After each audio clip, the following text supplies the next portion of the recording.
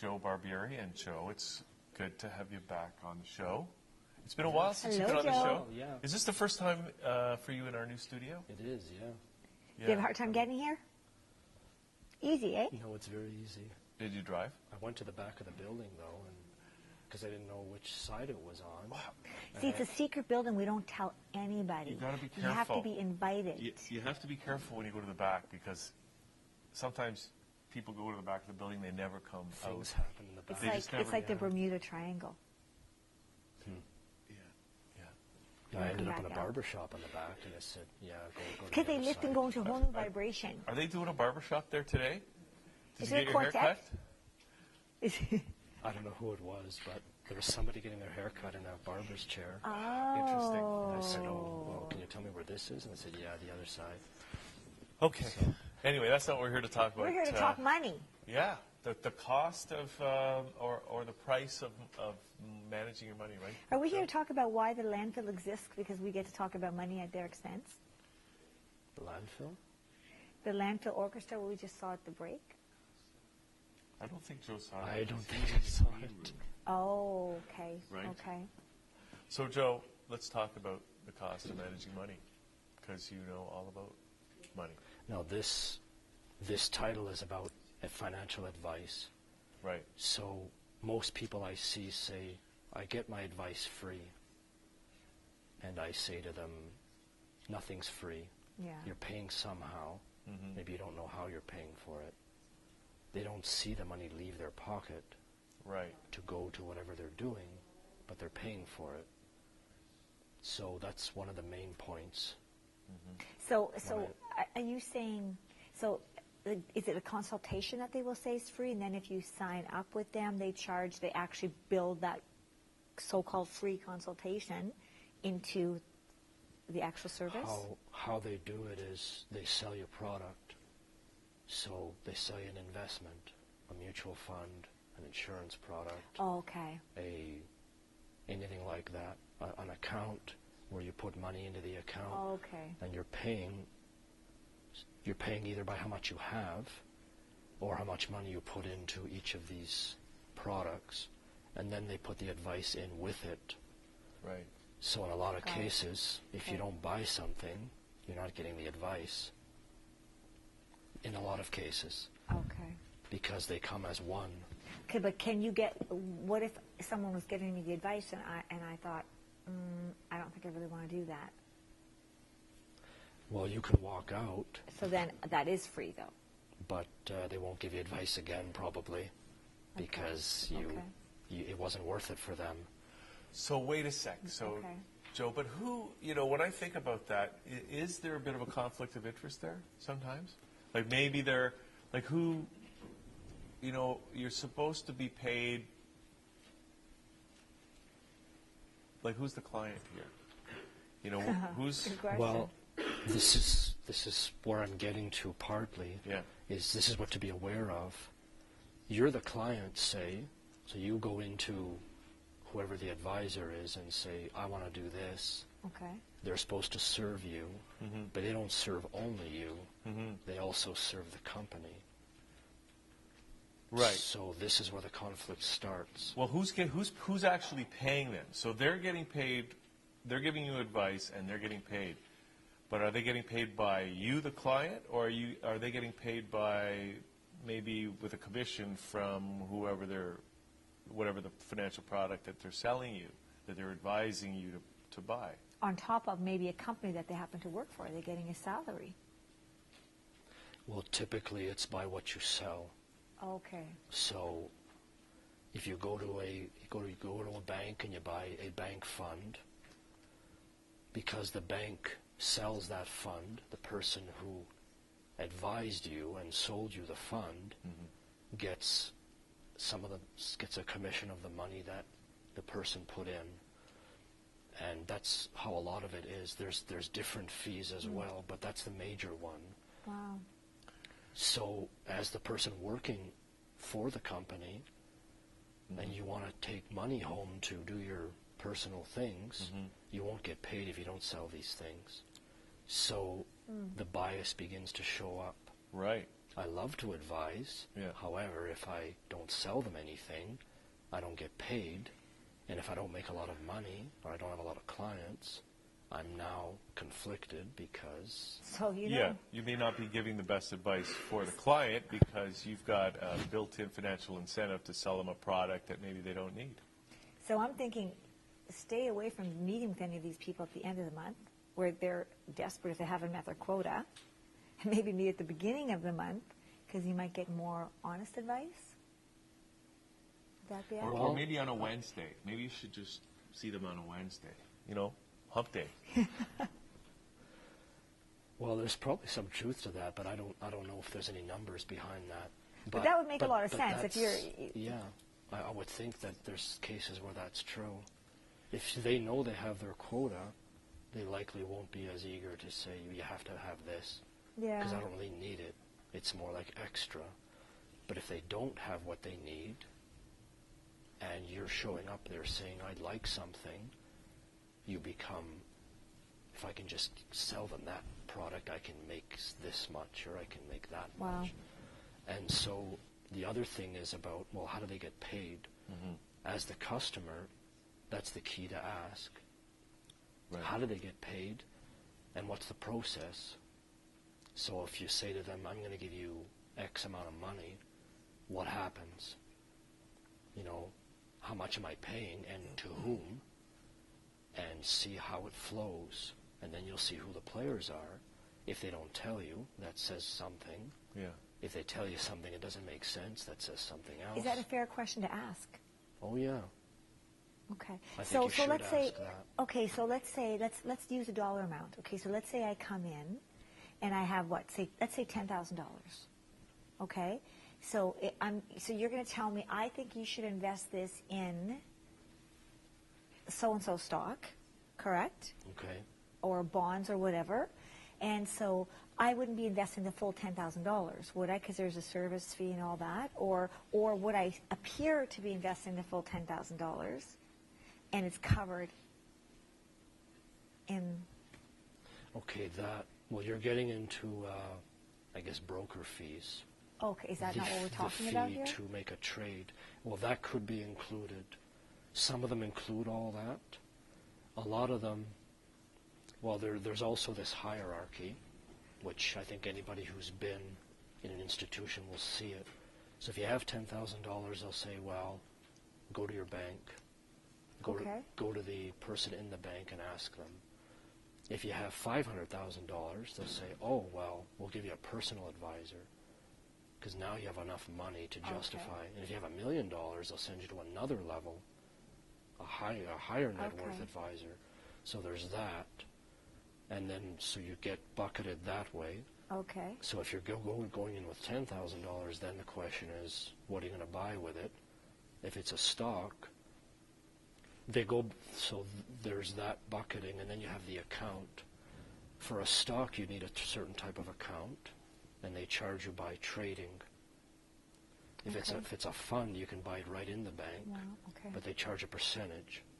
So Oh, of the okay. 10,000, you'll pay 1% Okay. or 2%, and that comes out every year. Okay. And so this is also part of the how do you get paid, and what does it cost me? Okay. Because person may not get paid. So but it's somebody it's else nothing more does. than paying a tax, really, when you think about it.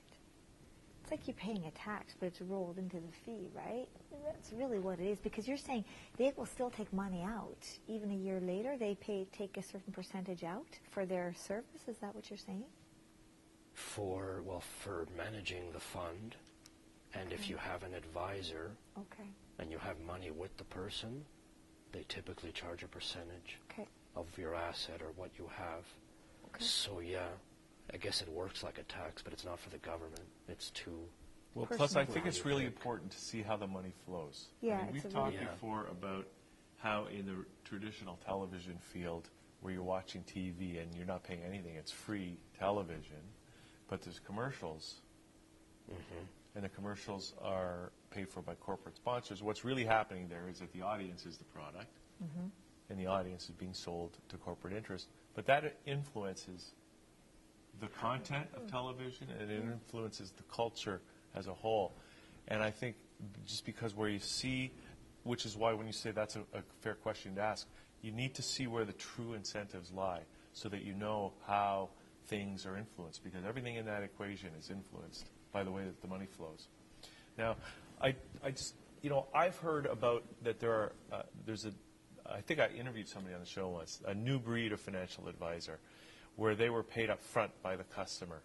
Their fees were not hidden in some of the other transactions and stuff like that. Have you heard about these new breed of financial advisor? That's what I do. Whoa. Now the terminology is confusing, so they call them fee-only advisors. Okay. Now, forget about the name, because there's lots of fee-based, fee commission, referral fee. If you remember that name, you won't really understand. But the idea is they work only for you, they pay only for advice, and you get a flat fee, which is up front for the advice. Typically, the person buys what they need from some institution, and they get advised on how to do it. And typically, this type of advisor doesn't take the money. They just do the advice, and then the person has to do the executing, they call it. Okay. They have to do the buying, and they have to do the trading, and they have to have the account in their name, and they have to, and whoever they have it with does the statements and that. So, so this is called a fee-only planner, and that's how I do it. So the one thing for sure I would think under this scenario is that you, as the client, you know that your advisor, if you're paying your advisor directly, you know that there's no other incentives involved that may conflict the interest that your advisor has to you. You're paying the advisor, they have your best interests at heart. They have no other incentives from any of the other players in the game, right? That's the idea. So how is that, is that a growing sector? This what you call fee only? It's the fastest growing sector, but it's very, very small. Well, I would think you would have to be quite educated, as your client must be educated, quite educated, I would imagine, and also probably tainted or somewhat disappointed. Cynical. Or cynical, that might be a better word. Or skeptical. Non-trusting. Or maybe smart. It's all of those. No. But you're saying, though, you have to have a certain amount of skill to be able to invest your own money too, right? Because you're, as a fee-only advisor or whatever you want to call it, I'm responsible for my own trading, so to speak, right? You're just telling me what to do. But correct? Yeah.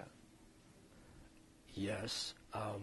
So the ideal person, or the person I get most, is there's some that say, I've been with so-and-so and I don't like them. And they're typically, they're usually an institution, because 95% of people are with institutions, because that's how everything's set up. Some say, I'd like to try this myself because I think I know enough to do it. Okay. Some say they had a bad experience and want to try something different. Can you work with novices, anybody who hasn't done it before? Yeah, and I do a lot of educating too. I think a lot of them do that.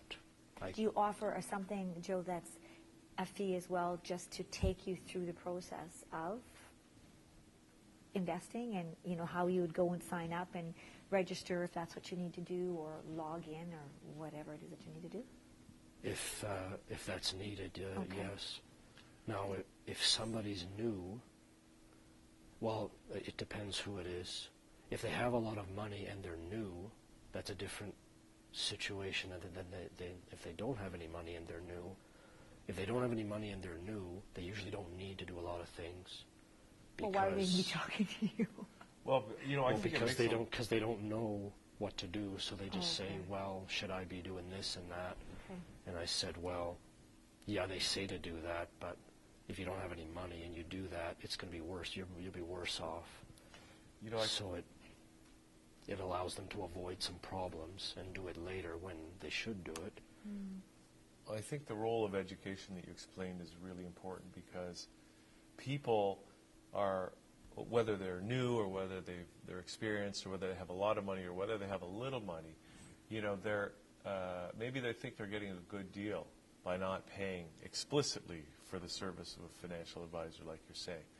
But the problem is that they're paying in other ways.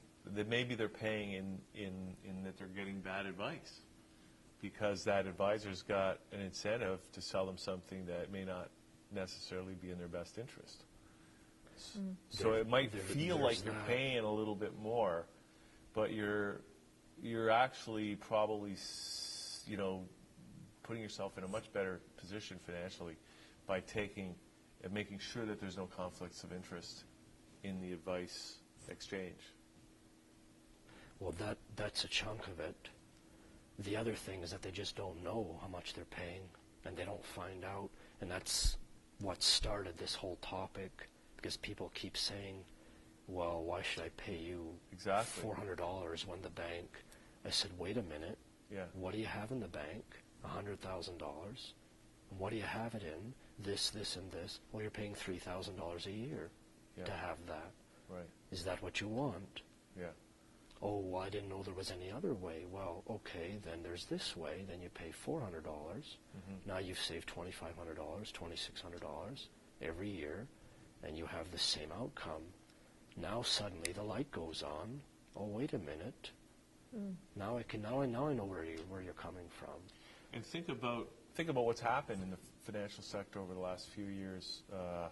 What was happening in the U.S. with, I guess, the bundled derivative financial, I forget what they're called, mortgages. But those mortgages that they sold and practically bankrupt Iceland and different communities all over the world. So did those financial advisors, did people in the industry working for those large institutions really have investors' best interests at heart? Well, experience in history tells its own story. Well, honestly, I don't even know how anybody can look at this system and after you understand the chain of how it works, how would you even want to invest your money there? How could you put any trust? Well, Joe, I bet, has an answer. Joe? Well, okay. For me personally, that question, everyone will have to have their own way of getting at that. When I started, I said, well, it's there. It's really the only one of its kind. So I just went in with it, and then I started to minimize it. And then as I started exploring things that were not in the system, I began to dabble in those. At some point, I'll be completely out. But to do that, you have to change your whole lifestyle. You have to change your mindset. You have to change where you live. You have to change all of that. So if I'm understanding which is possible, okay. but it's a commitment, though. Okay. At the beginning, it's hard to just say, well, if I don't put any money in there at all, then what do I do with it? And you could say, well, buy a farm and grow stuff, but I work downtown. Like, I can't do that. So it's not going to work. It's a little bit hard. But over 10 years, maybe you could do that. Say, you got to get from here to there, right? And your financial plan is part of your overall plan, right? Yeah, for sure. But if the financial plan is set up to keep you enslaved or in prison, then that's really what it sounds like to me. Yeah, but what's happening here is that Joe... You know what? I have an idea. Why don't we get a whole bunch of people together and start our own bank? So if you have this extra money, you put it in your own bank. That's a good idea, Sandra. There's a few issues. Joe? Nothing we can't handle. Do you want to come back someday and we'll talk about that? Starting That's a a bank? good idea? Yeah. I've known people who've done that. Yeah. And, well, it was a trust company, but it's essentially a bank. It looks like a bank, too. And look at the word, trust. Oh, my God, what a novel concept. Money and trust in the same idea. Wow. Well, that's what a credit union is, really just a bank that's owned by its depositors. They've always called it that, such and such, and trust. Yeah. It's kind of ironic. Yeah.